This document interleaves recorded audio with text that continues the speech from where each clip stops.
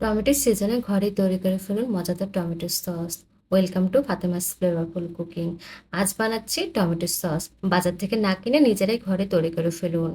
Tomato sauce তৈরি করার জন্য এখানে আমি 1 কেজি টমেটো সুন্দর করে ধুয়ে নিয়েছি। এবার টমেটোগুলো উল্টা পাশে যোগ চিহ্ন মতো করে কেটে নেব। সবগুলো টমেটো এভাবে আমি কেটে নেব। এবার একটি প্যানে সবগুলো টমেটো দিয়ে দেব। এখানে আমি একটা আস্ত রসুন কোয়া দিয়ে দিচ্ছি। দিয়ে দিচ্ছি পাকা মরিচ। টমেটো সস তৈরি করতে পাকা মরিচটা দেওয়ার ট্রাই করবেন, সেক্ষেত্রে কালার ভালো আসে।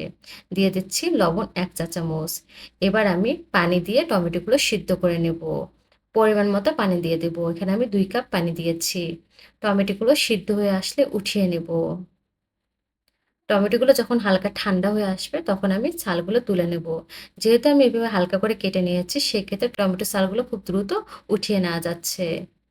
এইভাবে আমি সবগুলো টমেটো ছিলে নেব। দেখেন কিভাবে ছালগুলো তুলে ফেলছি। অবশ্যই ছাল তুলে ফেলতে হবে। ছাল থাকলে কিন্তু টমেটো সসগুলো ভালো হবে না। এভাবে সবগুলো টমেটো আমি ছিলে নেব। দেখেন রসুনগুলো একদম সিদ্ধ হয়ে গিয়েছে।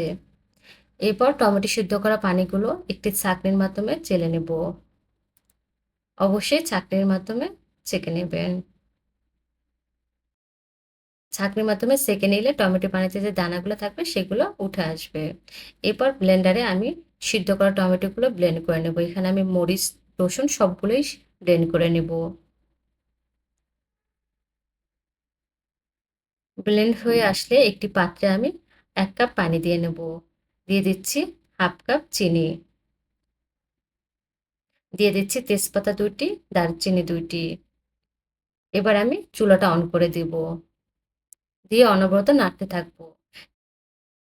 চিনির কালার চেঞ্জ হয়ে আসলে সিদ্ধ করে রাখা টমেটোর পানিগুলো দিয়ে দেব।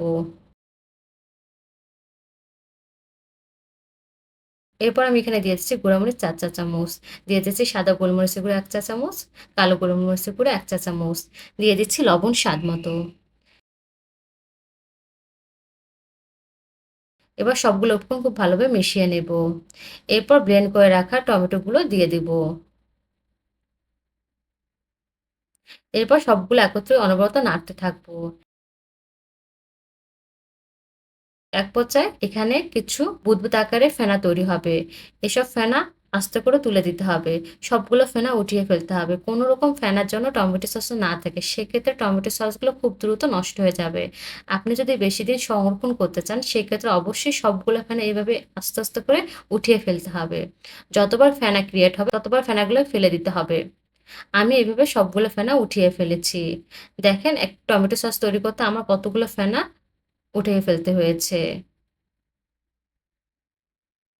এইভাবে অনবরত নাড়তে নাড়তে টমেটো সসটা তৈরি করে নিতে হবে। এখানে আমি সবগুলো ফেনা তুলে নিয়েছি। এবার ১০ মিনিট রেস্টে রাখা দেওয়ার পর টমেটো সসগুলো তৈরি হয়ে যাবে।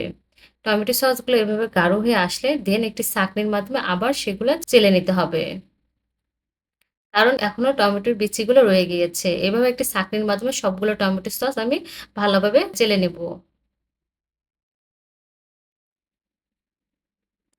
এবার আস্তে, আস্তে করে সবগুলো টমেটো সস ফেলে নিতে হবে। দেখেন কতগুলো দানা বের হয়ে এসেছে।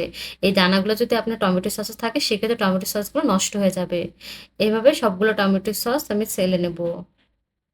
দেখেন টমেটো সসের কালার কি সুন্দর এসেছে এবং খেতেও কিন্তু দারুণ মজা হয়েছে। একদম দোকানের মতো পারফেক্ট। আপনারা চাইলে এভাবে খুব সহজেই ঘরে তৈরি করে ফেলতে পারেন টমেটো সস। আশা করছি আজকের রেসিপিটি সবার ভালো লেগেছে। রেসিপিটি যদি ভালো লেগে থাকে লাইক, শেয়ার, কমেন্ট করতে ভুলবেন না। এবার একটি জারের মধ্যে আমি টমেটো সসগুলো নিয়ে নেব। আপনারা যদি বেশি দিন সংরক্ষণ করতে চান, সেক্ষেত্রে কাঁচের বয়মে রেখে ফ্রিজে রেখে দিতে পারেন। এতে করে বেশি দিন টমেটো সসগুলো ভালো থাকবে। ধন্যবাদ সবাইকে। আল্লাহ হাফেজ।